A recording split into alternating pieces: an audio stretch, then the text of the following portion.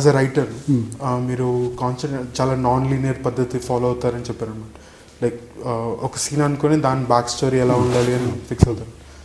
But isn't that kind of అంటే I won't use the word danger, కానీ ఎక్కడో మీరు ట్రాక్ తప్పిపోతారేమో, అది ఆ element will it gel well with other subplots in the film అనేది అలా అనిపిస్తుంది? ఉండదండి, it's another way of writing అంతే.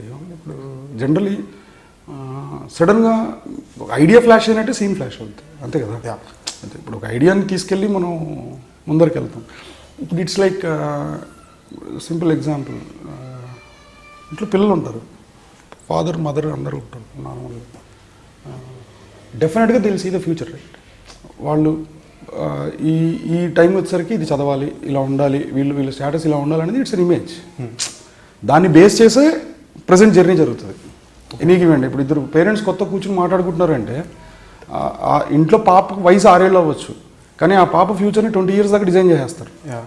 వాళ్ళు మాట్లాడుకుంటారు అంతే కదా. ఓకే, ఆ పాప మనం ఆ స్కూల్లో చదివించేద్దాం, ఇంకోటి చదివించేద్దాం, ఇక్కడ ఇలా ఉండాలి, ఇక్కడ ఇలా ఉండాలి, ఈ టైం వచ్చేసరికి ఇలా సెట్ అవ్వాలనేది ఏం చేయాలనేది ఒక ప్రాసెస్ ఉంటుంది. అంటే వాళ్ళ మెమరీలో ఫ్యూచర్ ఫ్లాష్ అవుతుంది, దాన్ని బేస్ చేసుకుని ప్రజెంట్ జర్నీ ఉంటుంది అంతే కదా.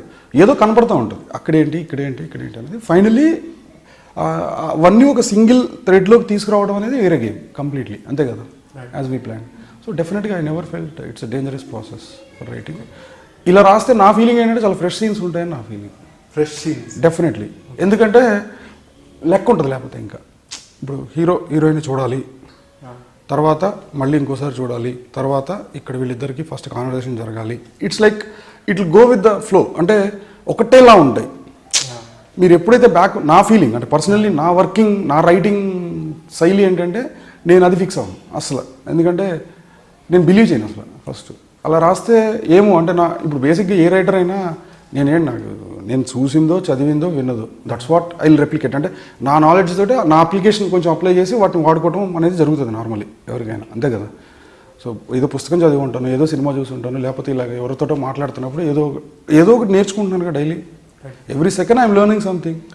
సో దాంట్లోంచే పిక్ చేసుకోవడం జరుగుతుంది. ఎవరైనా, నేనైనా ఇంకోళ్ళైనా, అంతకుమించి దాన్ని మన అప్లికేషన్ అప్లై చేస్తాం. అంటే ఆర్ అప్రోచ్ అంతే కదా.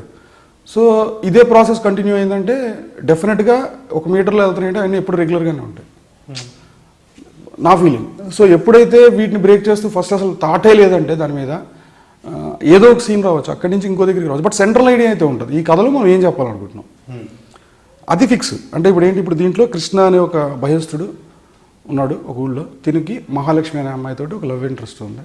సో ఈ ఇంట్రెస్ట్లో ఉన్న ప్రాబ్లం ఎవరంటే వీళ్ళ బ్రదర్ అంటే తినికి భయం బేసిక్గా. ఈ భయాన్ని ఎక్కడ పేబ్యాక్ తీసుకుందామంటే క్లైమాక్స్ దాకా తీసుకోవాలి. ఎందుకంటే తినుకున్న మ్యాక్సిమం, అందుకే ఆ డైలాగ్ ఉంటుంది, నా భయం నా ధైర్యం రెండు నువ్వేనా మహాలక్ష్మి అని. ఇప్పుడు తనతో బతకాలి అనేది తనతో లైఫ్ ఉండాలి అనేది తన కోరిక అయితే, తన ఆశ అయితే, తను లేదేమో అనేది ఒక పీక్ పాయింట్ తనకి అంతే కదా, తనకి లేదు అనేది. So I saved it for the climax as usual, అందరు చేసేది. నేను దానిలో క్లైమాక్స్ సేవ్ చేశాను. తనతో ఉండాలి అనే కోరిక ఎంత బలం ఏంటంటే నిజంగా అంటే ఇప్పుడు ఇవాళ రేపు లేచిపోయి వాళ్ళిద్దరు అమ్మాయి ఉంటుంది, వెళ్ళిపోదాం ఎవరికి చెప్పకుండా అని. అది సొల్యూషన్ కాదు కదా.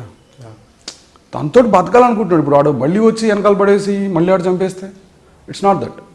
ఒక మూమెంట్ వస్తుంది దేనికైనా, దానికోసం వెయిట్ చేయాలి అంతే కదా.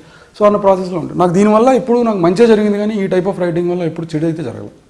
అది ఒక సెకండ్ నాకేం అర్థం కాలేదు. నేను స్టేజ్ చేసిన ఎక్స్ప్రెషన్ మిస్ అవ్వకుండా ఆ 1 మీటర్ లాక్ చేయాలి ఇప్పుడు నేను. అది చాలా ఫన్ అయిపోయింది ఇనిషియల్లీ. ఆ రోజు